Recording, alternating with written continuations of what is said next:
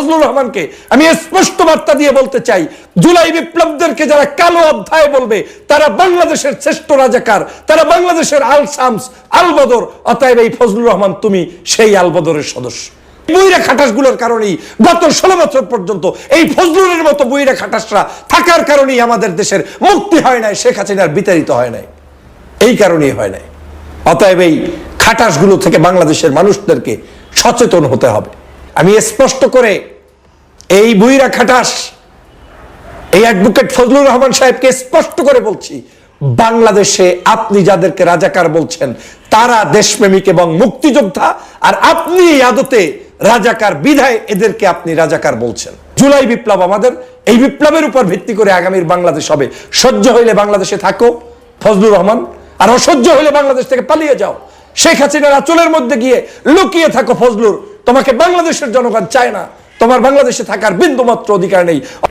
এই বইরা, যে বইরা অ্যাডভোকেট ফজলুর ঠিক মতো কথা বলতে পারে না, ঠিক মতো শুদ্ধ উচ্চারণ জানে না, ঠিক মতো টকশোতে কথা বলতে পারে না, 24 ঘন্টা এখানে ঢুকলেই ওনার ধর্মবিরোধী কথা বলা লাগবে, দেশ বিরোধী কথা বলা লাগবে, জামাত শিবির বিরোধী কথা বলা লাগবে, জুলাই যোদ্ধাদের বিরুদ্ধে কথা বলা লাগবে।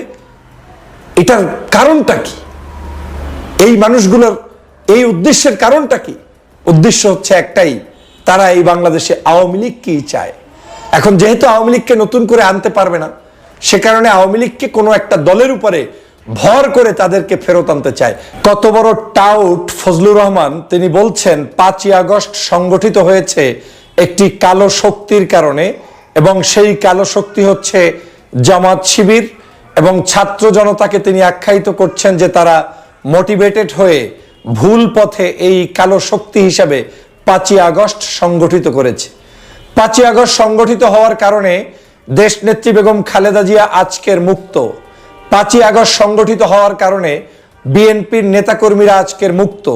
5ই আগস্ট সংগঠিত হওয়ার কারণে বাংলাদেশের জামাত ইসলাম, ইসলামী আন্দোলন সহ বাংলাদেশের সকল রাজনৈতিক দল এখন মুক্ত। এনসিপির নেতাকর্মীরা যারা বৈষম্য বিরোধী আন্দোলনের নেতা ছিলেন তারা আজকের মুক্ত। গণ অধিকার পরিষদ মুক্ত।